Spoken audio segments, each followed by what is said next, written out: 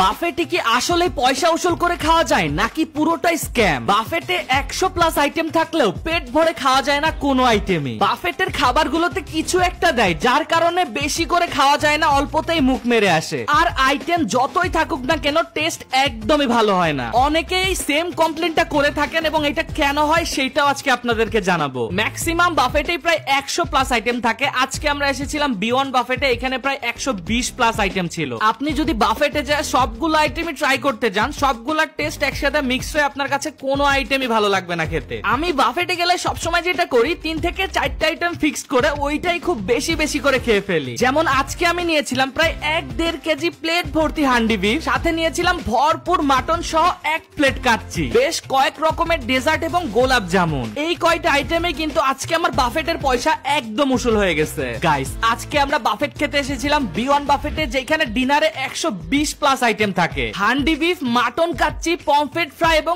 Live কাবাব station সহ আস্ত মুরগি এবং অনেক রকম আইটেম পেয়ে যাবেন। পিৎজা, ক্র্যাব মাসালা, চিকেন সহ আরো অনেক রকম আইটেম পেয়ে যাবেন। এবং ডেজার্টেও তাদের অনেক রকম অপশন ছিল এবং তাদের রিফিল সিস্টেমটাও খুবই ভালো ছিল। আমি একদম লাস্ট পর্যন্ত ছিলাম গাইস, তখনও তারা খাবারগুলো রিফিল করতেছিল। আর এই বাফেটের খাবারগুলোর টেস্ট ছিল গাইস একদম টপ ক্লাস, আমার কাছে খুবই ভালো লেগেছে। স্পেশালি তাদের হান্ডি বিফটা খেতে এত বেশি মজা গাইস, আমি একাই 1.5 কেজি খেয়ে ফেলছিলাম। আর তাদের মাটন কাচ্চিটা ছিল গাইস একদম ওয়াও লেভেলের, ভরপুর মাটন ছিল তাদের এই কাচ্চিতে, খেতেও বেশ দারুণ লাগতেছিল। আর তাদের